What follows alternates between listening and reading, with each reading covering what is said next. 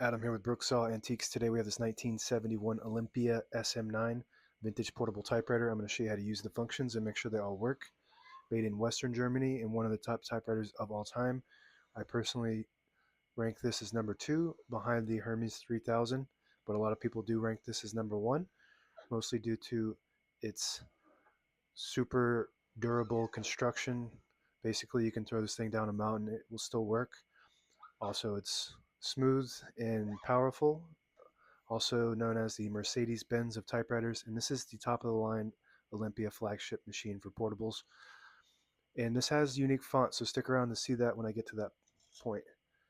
Up top is the adjustable paper guide. This helps you guide the page in straight. I'm going to line that up with the edge of the platen, which is the main roller that feeds the paper. This is the left margin. I'm going to set that on 0, and the right one around 75. And this is the paper support arm that flips up from the back and extends.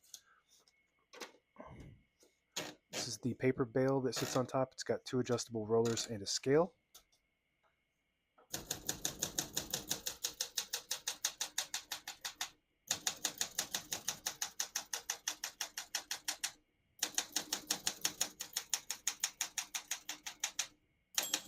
Once you hear the bell, you're near the end of the margin. Hit this line space, get you back to the beginning, and skips 1, 1.5, or 2 spaces. When you have it on single, it skips 2 half spaces. When you have it in the middle, it skips 3 half spaces. When you have it all the way down, it skips 4 half spaces.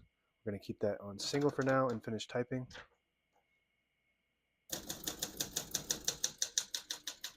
As you can see, all the keys type nice and none of them skip or stick. I'll type a sentence in red on the next line and switch from black to red. There's a switch on the right side here. Flip that down to the orange indicator. It prints the bottom portion of the ribbon, which is red. When you have it in the middle, it doesn't print any ink at all.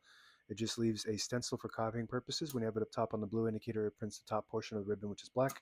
We're going to move that down for red.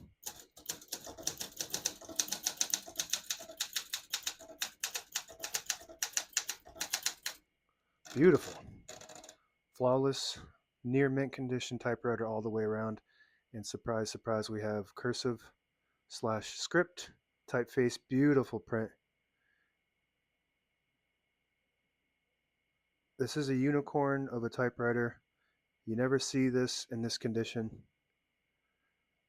I wouldn't say it's a one of one, but it's pretty damn close with how old these things are. To pull the page out easy, there's a switch on the right side. Flip that towards you. It unlocks the rollers underneath the platen, allowing you to pull the page out easy or load thicker paper like carbon copy or cardstock. Make sure you flip that back before you load the next page, or else it won't load correctly. You can also straighten your page if you load it crooked. With this, it just loosens the page so you can straighten it, flip it back, tighten it back up. I'm going to flip this down for now and put the color back on black. Got a shift on each side and a shift lock on the left. To clear that, just hit the shift button again. To the left of that is your tab set and clear. This is the difference between the SM8 and the SM9 is the SM9 has a tab set and clear on the keyboard, and you can set as many tabs as you want, versus the SM8, which has, I forget how many tabs, but they're in the back and you manually set them. So if you have tabs in the back of your typewriter, you have an SM8. The SM9 also, the earlier versions had them next to the spacebar.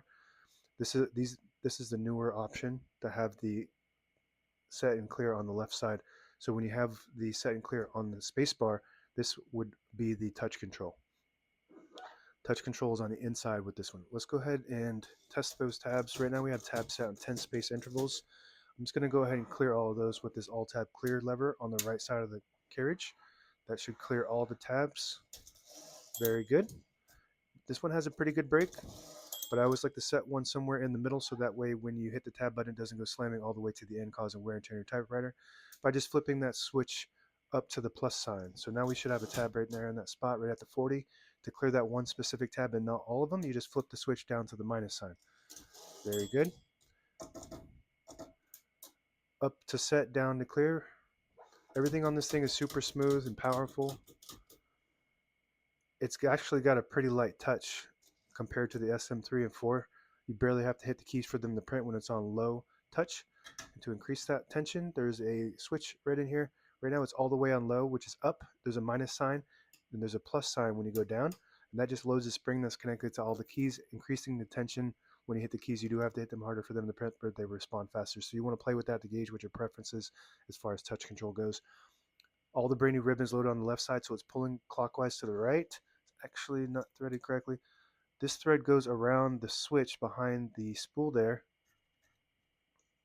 on either side, so that way when you get to the end of the ribbon, it will automatically swap the direction to the side it needs to go to. With the eyelet, which is a little metal piece, it'll catch on that on either side and swap it automatically. If you want to swap it manually, you just do it like that on either side towards the middle, and it swaps to that side that you switch it to. Very good. And if you don't have eyelets at the end of your ribbon, you can tie a knot, and that also can work to catch it. This is your carriage lock. When you flip it up, it locks the carriage in the middle when you push it to the middle. Also locks the keys. To unlock that, just flip that down, and that unlocks it. Very good. Carriage release on both sides. Not all SM9s have carriage releases on both sides.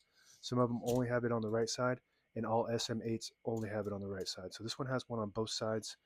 This is your all tab clear. This is your paper support arm that flips up like a switchblade. Very cool. Carriage release on this side is about as smooth. One of the smoothest typewriters of all time. Just absolutely wonderful the way they, just amazing the way they engineered these. German engineering at its finest. And if you push this line space selector all the way back, it disables the spacing so you can get to an exact spot on the page. You push it forward, you get the clicks. Each one of those clicks is a half a space. Same concept. If you pull out the knob on the left side, disables the spacing. You let it go, you get the clicks. You just want to be careful when you do that because you will lose your line. And that's it. Now available on eBay or Etsy. Search Brooksaw Antiques.